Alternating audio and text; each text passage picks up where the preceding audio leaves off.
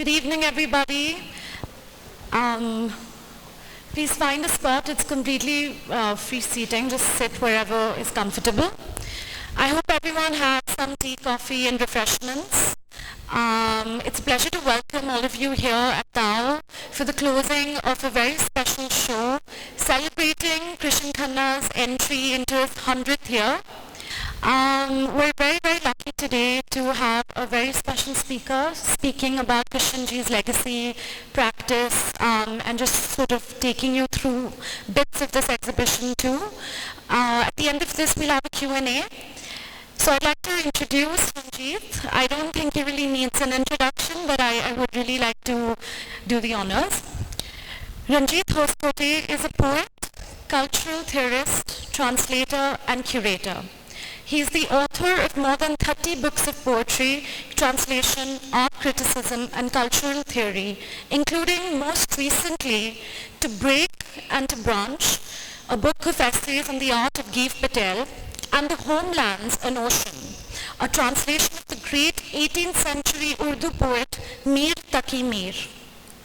Hoskote curated India's first ever national pavilion at the Venice Biennale in 2011 and was co-curator of the 7th Guangzhou Biennale in 2008. He was co-convener of the exhibition conference platform Documents, Constellations, Prospects at the Haus der Kulturen der Welt, Berlin, and he co-curated the exhibition conference platform State of Nature at the Goethe Institute, Mumbai. Hoskote has curated more than 50 exhibitions of Indian and global art since 1994.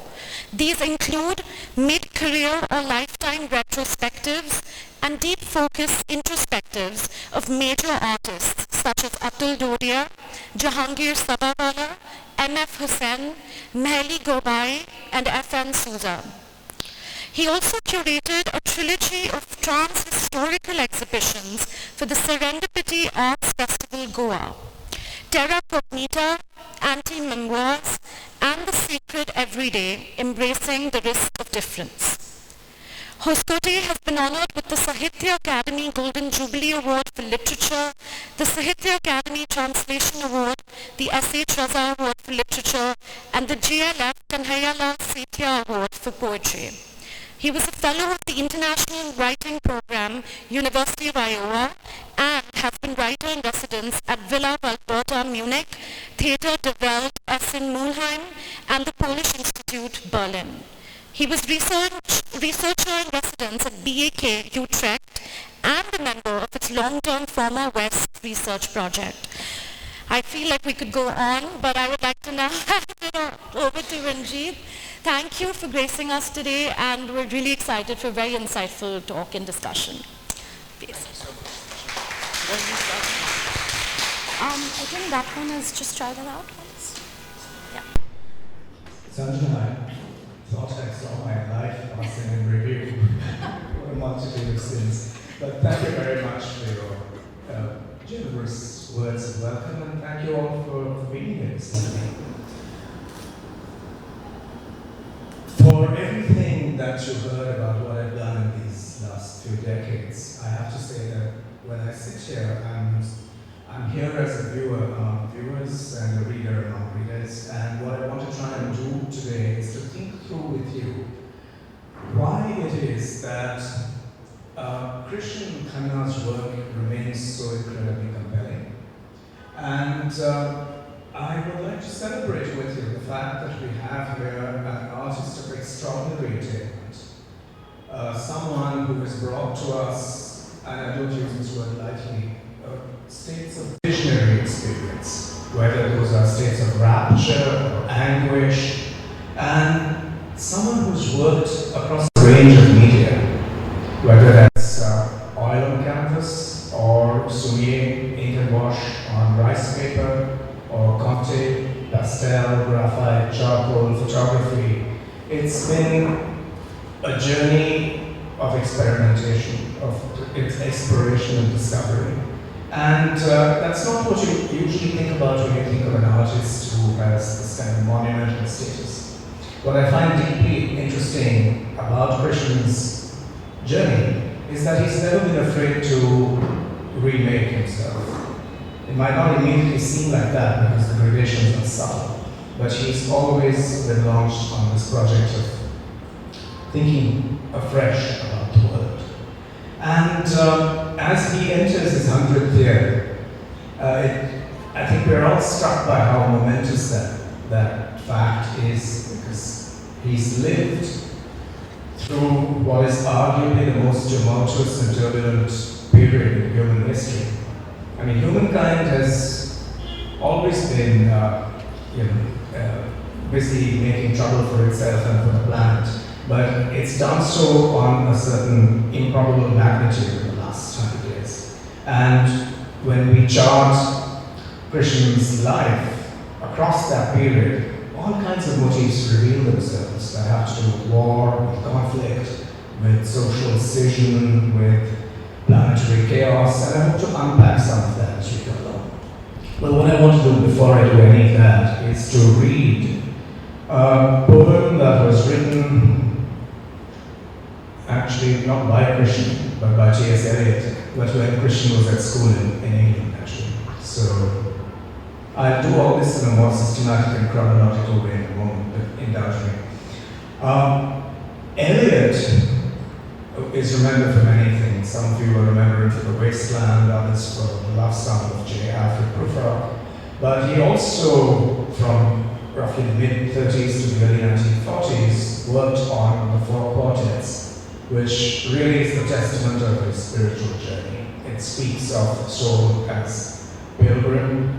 These are four amazing poems that have to do with defining humankind's place in space and time, and in a time of chaos. And the last of these poems, the four poems, The Little Gidding, was written between 1940 and 1942, at a time when Britain was in chaos. The Battle of Britain had destroyed half of London, the London Blitz had taken place. This was the first half of the Second World War.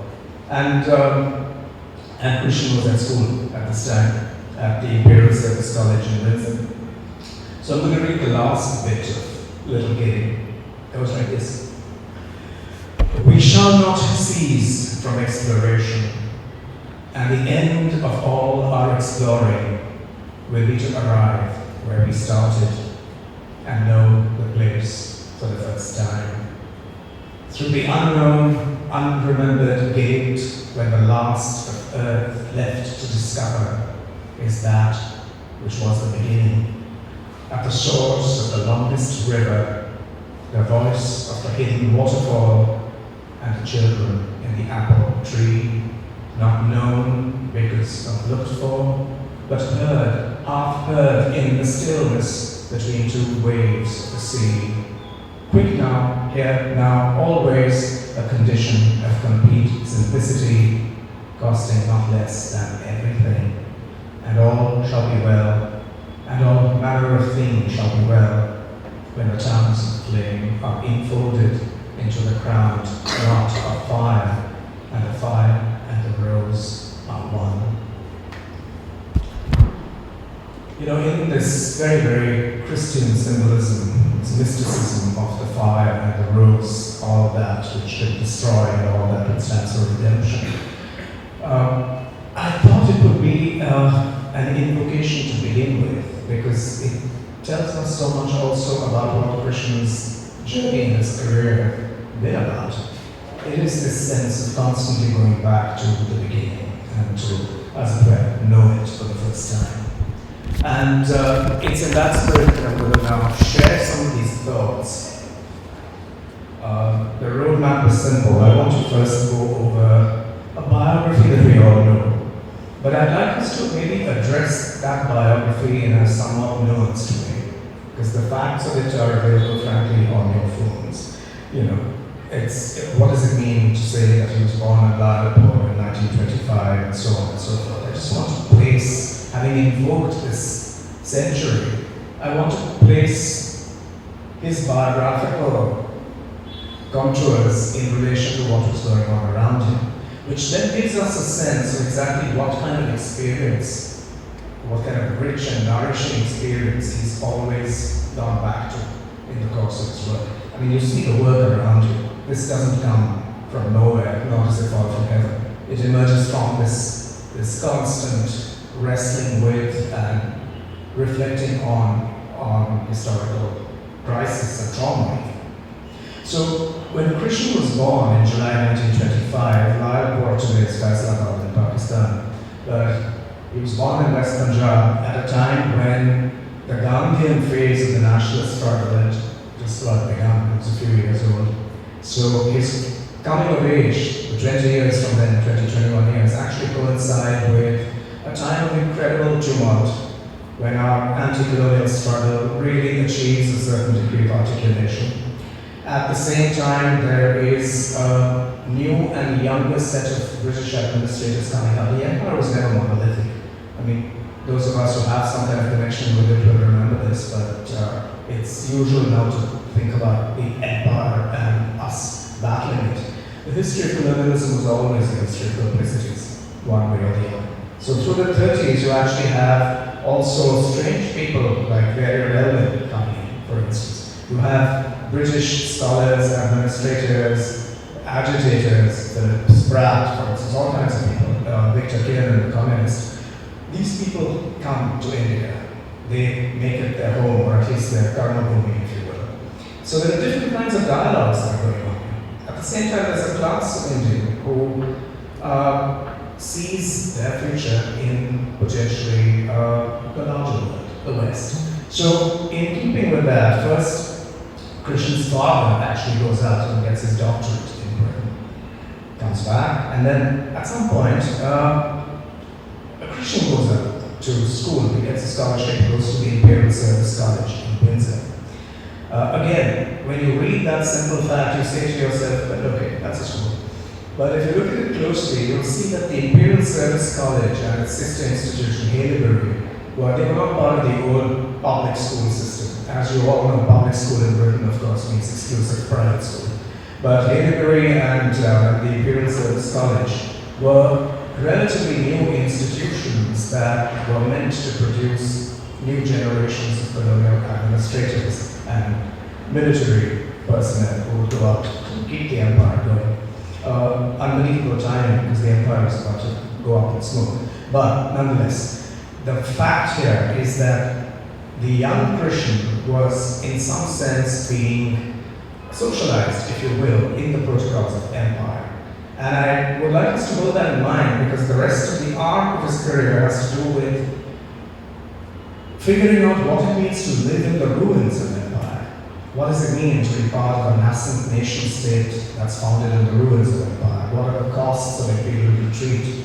So I'm endlessly fascinated by this strange fact that here's a young man who was in effect going to be part of the colonial order, but life, history, historical circumstances moved in a completely different direction.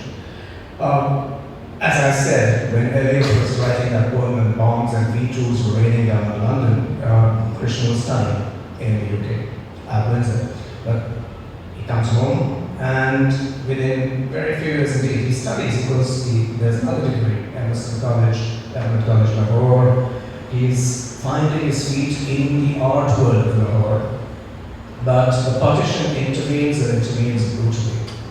So from that time on, as we know, the history of British India just went completely in a direction that we're still coping with the motifs of division, of genocide, of figuring out how to reconcile oneself to this kind of brutal history. These questions are still very strongly with us. So imagine to yourselves a young artist in his 20s migrating across a new border to Shimla with his family. And then figuring out what this new system might mean and how he might find a place in it. And I'm intrigued also by this whole first phase of his career where outwardly, so to speak, he has this day job. He gets a job at Bandwallas and comes to Bombay in 1948. So outwardly, he's a banker, as indeed Eliot was for some part of his career. But inwardly, there is also this tremendous sense of wanting to articulate what he always wanted to do, which is to be an artist. And what did that mean, to be an artist at a time when the economy for art was I wouldn't say non-existent, but it was rather connoissorial, and it certainly wasn't supported. We couldn't think of making a living in the art context. So this is, and which is why it took him so long to give up that bank job at all and then to just be a full-time artist. Then comes this providential and formative meeting with the Bombay Progressives. Again, I want to dwell on that because this is something we take for granted as part of the mythology of whether it's Krishen or Hussain or Raza or Souza. I think it's important to think about how very special the Progressives were. Not because they were the first modernists. That part of the myth is simply untrue. There were all kinds of initiatives elsewhere, in Lahore, in Shantiniketan, in Calcutta. So it's more interesting to see the Progressives as taking their place in a larger landscape of modernist initiatives. But why I would think about them, particularly from the perspective of today, in this divided society and this polarized society in which we live, is to think about a set of young men who had all suffered in different ways the wages of the partition, but who also were discovering connections, were making connections with one another across those histories, across religious and ethnic lines, and across class lines. And I can't emphasize that enough, because to me the Progressives remain an ideal not for what they painted. Quite frankly, I'm not a great fan of everything that they did as artists. I would think of them rather as a focal point for how, from art, from the art world, there was a model of how one could reconcile the differences that had arisen out of the history of the partition. Think about it. There's N.F. Hussain, who's Soleimani, comes from a community with its ultimate origins in Yemen, brought up in Indore, which has a history of both the Holkar avant-garde. Chantal Holkar was photographed by Man Gray. He invited Mutesius to build a palace. He invited Brancusi to create a temple. There was all of this avant-garde activity in Indore, along with the world of the festivals and the commemorations, the Bashara and Muharram. So that's part of, and then there was Hussein's grandfather in Sikpur, who trained him in Kufik and Nastaliq and the Quran. So you have all of these motifs in an artist like that. And then he comes here, becomes a painter of billboards and a maker of toys. So that's one kind of person, one kind of journey within the Progressives. And on the other hand, you have somebody like Krishen. And this is something that intrigues me too. So many of the Progressives felt that the best thing that could happen to them was that they could move to Paris or London. In Krishen's case, he actually schooled at Windsor in the UK and come back. So what might the conversations have been? What strikes me as amazing is that someone like Krishen comes from bourgeoisie, professional bourgeoisie, has just schooled in England, has a very pronounced literary interest. He is able to make common cause with somebody like Hussain, for instance. Or then there's F.N. Souza, who comes out of who doesn't even come from a British Raj context. He comes from the Portuguese Empire, from a Lusophone and a Konkani-speaking sense of the modern, who has a very, very fiery temperament, who's making sense of his own political and cultural place. Think of how all of these different impulses came together. You are not going to divine this from relatively formulaic paintings, because what they were trying to do as artists was to aspire to a certain, if you will, international art language. But if you look at their biographies, you get some sense of how unbelievably different they were and what kinds of life words came into some kind of common space in their conversations, in what we know to have been very, very vibrant conversations. And I'm saying all this because so much of this can be inferred from documents. It can be imagined. You can just put these stories in adjacency and you'll see how this comes about. There's so little of it in the kind of art history that we write, which tends to be fixated on objects rather than life words. So this is why I wanted to spell out some of these these negotiations, if you will, between the journey of forming oneself as an artist with a certain kind of language and everything that came to that experiment in terms of resources, cultural resources. The rest of the story I will gloss over because you know any of the details. I'll pick it up again when I talk about specific parts of phases in Krishen's journey that I find, I've always found deeply haunting and meaningful.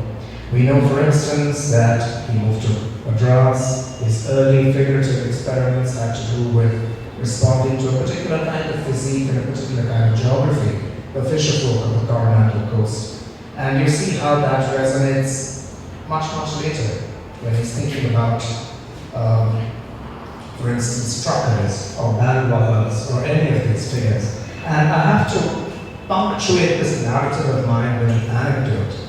And as my wife tells you, I rarely do that because I'm terrible at anecdotes. I usually mix up the details and usually botch the punchline, but I'm going to try and do better. This refers to a conversation that Krishen and I had. It was the autumn of 1998. And I'm not saying that just because storytellers have to say some kind of scene and season, it really was. We were at a conference in Delhi, and I was asked to deliver one of these chronological surveys of modern art that sometimes you get, and that was the last one I did for reasons that will become clear.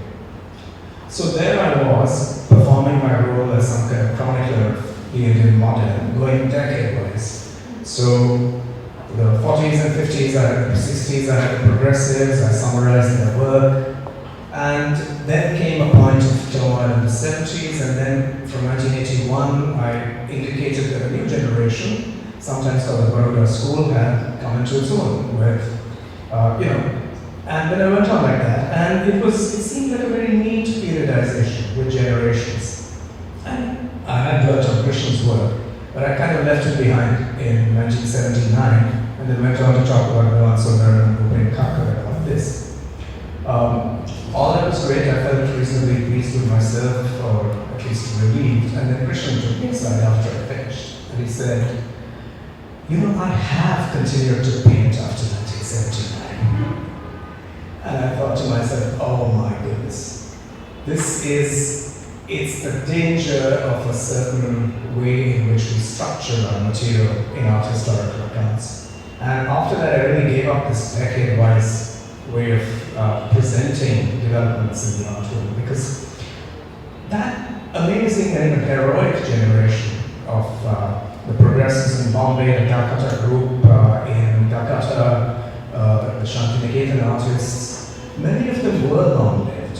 They also disrupted their own work and their well-achieved vocabularies. And Krishen, amazingly among them, was someone who was often ahead of his time. And that's something, after he said that to me, I said, yes, all the empirical evidence shows this. I mean, I was talking about, correctly indeed, Sudhir Patwardhan, for instance, talking about the regional, developing these amazing series of paintings which have to do with workers, with the working class, with laborers and so on. But in many ways, Krishen had prefigured that, and he continued alongside that. Although these people belong to very different generations. Already in the 70s, the figure of the Bandwallas, for instance, had emerged in the work that Krishen was doing. He would very soon go on to deal with truckers, with people in dhabas. Also, he would develop this long-running sequence of work based on the New Testament, with little narratives, whether it was the Last Supper or the raising of Lazarus, doubting Thomas, all of these images and episodes drawn from the Gospels, but which were presented not with the otherworldly elements of the Renaissance, but in a very, very immediate, visceral manner.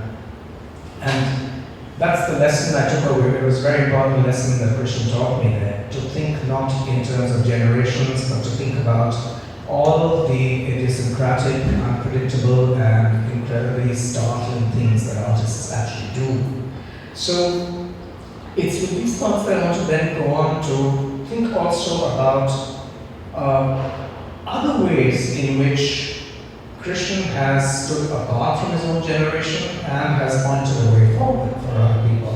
I want to dwell here briefly on two major projects that he undertook. And again, this is something he's often enough said, that his generation was caught up with dealing with the formal and conceptual problems of the flat, two-dimensional painted surface. But as for himself, he always felt constrained by it and wanted to be part of it. Others among his contemporaries found other ways of doing it too. Hussein, for instance, moved out into expanded notions of dealing with architecture, for instance, or towards cinema. For Krishen, it took the form of expressing his very rich investment in much larger subcontinental histories in very, very large tableau, if you will. I'm thinking here of the ITC, it was then the Chola Sheraton in the late 60s. I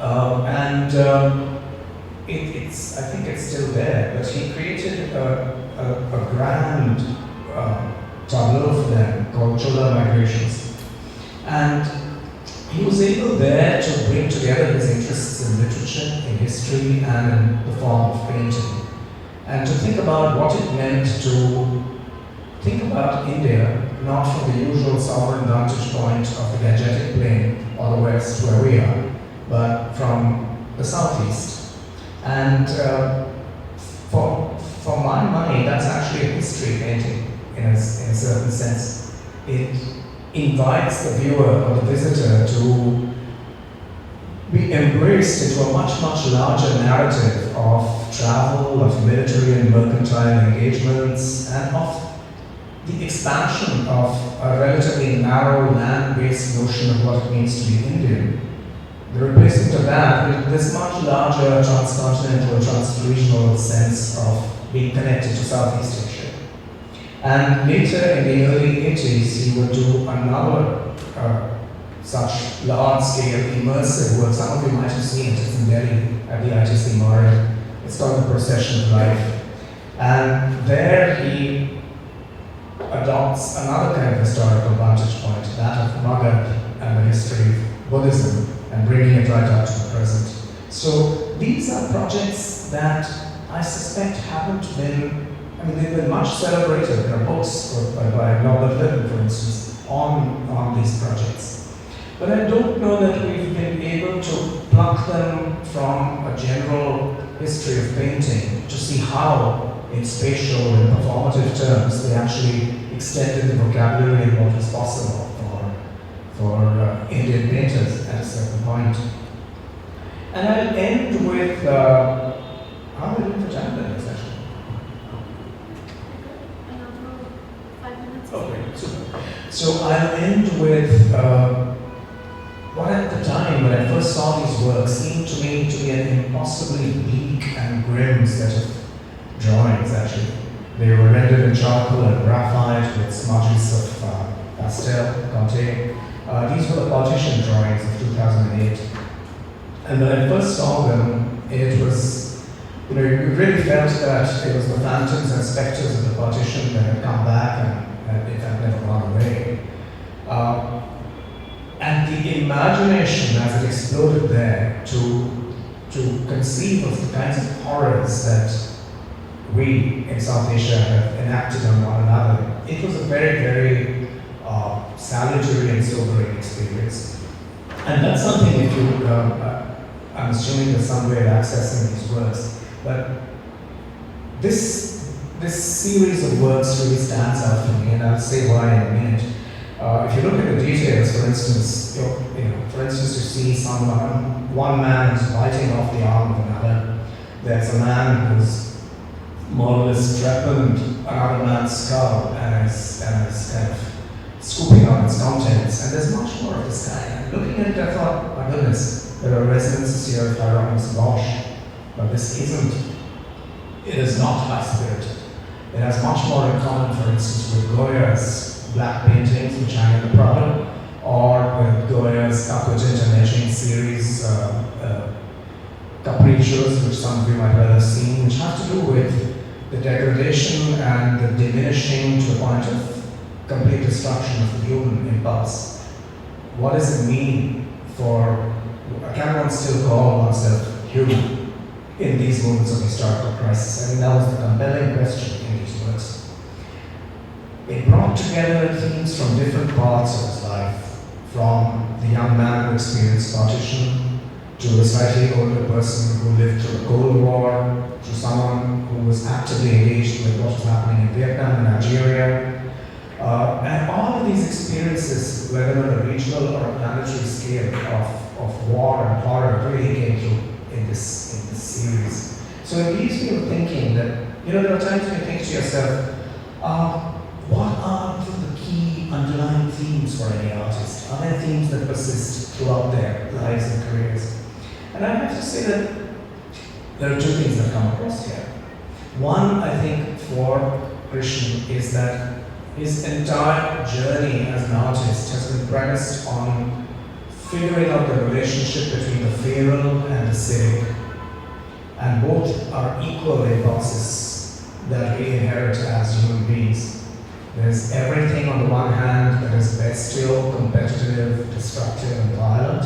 And on the other hand, there are the redeeming impulses which lead us to figure out how we can form solidarities and communities and find ways of living together. I think that's a compelling theme across every phase of his career. And linked to that, I think, is also a deep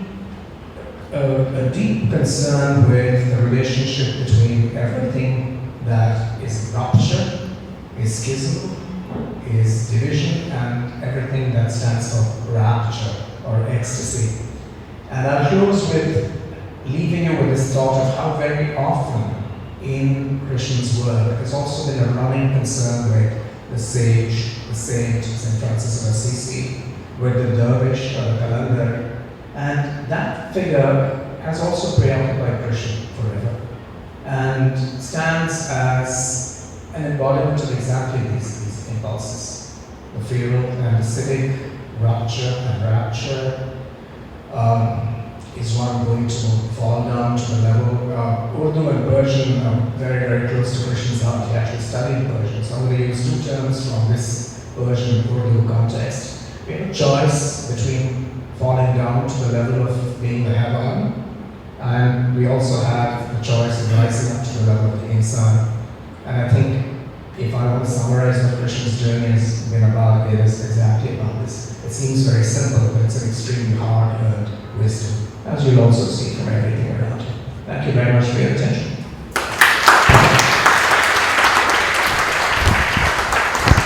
I mean, Mom probably as the curator knows much more and has worked intimately with Krishenji, but hearing about the context of his life and the way you presented it has given me a very different perspective as well. So thank you for that. Thank you. Do we have any questions? Anything? Yes, please.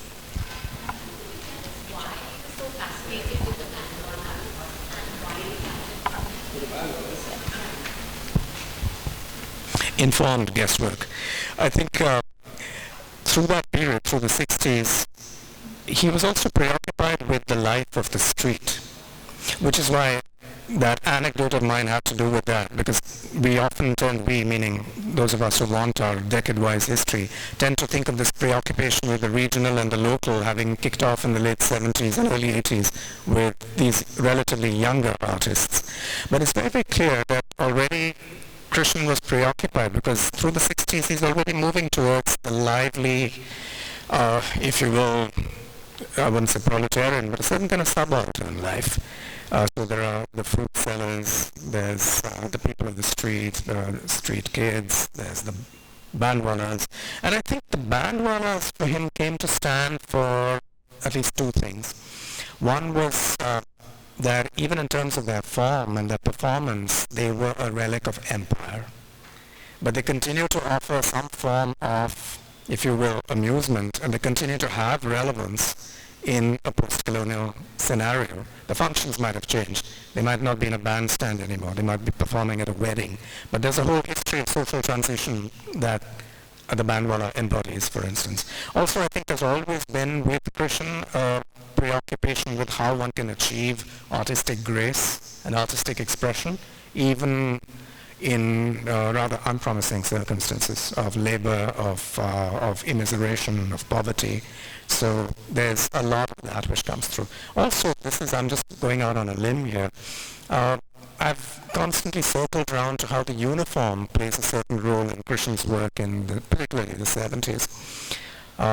It appears in, of course, the Bandwallas. They have a certain uniform. It's a costume. It stands for a certain kind of status, if you will, but it's also open to ridicule as being somehow irrelevant. It's at the same time that he's also painting dictators. And this was really you find these people who are corrupt, corpulent, bursting the buttons of their uniforms, but performing acts of torture. Those paintings of his have reminded me always of Leon Golub's work of that period. I think there was a dialogue there. And it was famously, notoriously the decade of the dictators in every continent, the 70s. So I think all of these thoughts would have been present to Krishen. But I'd ask you to think also about this notion of the uniform, the costume, what is the persona it stands for, and how might that be a second self to whatever self it conceals? Sorry, long roundabout answer to a precise question. Ranjit, also a bit about the curator and the Last Supper, though I mean this the documentary does throw light about how he did it and how he evolved to where it is today. And also the various mediums. There is like the tapestries, there is various mediums. I mean, how come? This is what I meant when I started by saying that what I would celebrate here is that his insistence that he will not cease from exploration. So again, because as you know, every medium creates its own challenges. So what you're able to achieve in oil on canvas, a certain depth, a certain resonance, you can't with acrylic. But then you have to learn to handle acrylic differently. On the other hand, as I said with the suite of works that I closed with, what you're able to do with graphite and charcoal and pastel, if you look at those partition drawings, you find that right down to the level of detail, it's about breakage and the absence of repair. The line itself, it starts clean and then it breaks, it turns into some kind of wire.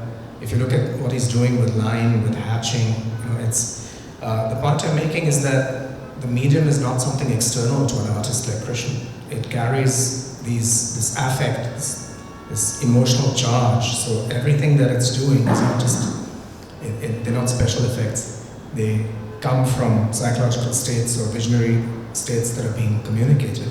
And I think his circling back through a long period in his work to the synoptic gospels and to biblical, to New Testament imagery, does two things. One is it places him, it's his claim, if you will, to being in the grand tradition. And again, and as I say that, I'm aware that Christianity is one of India's oldest religions. We have this rather big, again, speaking of what the mistakes you make when you're periodizing, we have the idea that some religions are ancient and others relatively recent. Christianity goes back to 52 AD in this country. It's been here for, 2,000 years. So, when you're thinking of a consciousness like Krishen's, it's someone who's managing all of these questions. What is my post-colonial location and how do I respond to these texts? At the same time, how do I present myself as someone who can claim to inherit what Michelangelo is doing, for instance, what Da Vinci might have been doing, what any of these, the masters of the Renaissance, Baroque, mannerism. So I would read this body of work as asserting that kind of claim, accommodating within an Indian context and its diversity, this particular set of narratives, but also at a deep level, it's again this inquiry into what it means to be human. There's an extraordinary work where it's Doubting Thomas, but they look like both Jesus and Thomas. They are weather-beaten figures. there's a tremendous sense of having gone through suffering and trauma and of having been hardened by it. And then there's that moment of when Thomas really pokes his finger into the wound to see if, so there's that. Or place his, the Last Supper paintings from late 70s, early 80s, place them alongside his dhaba work. What is it that is auratic in one? What is it that has to do with street side experience in the other? And you actually see that these bodies of work have a lot in common.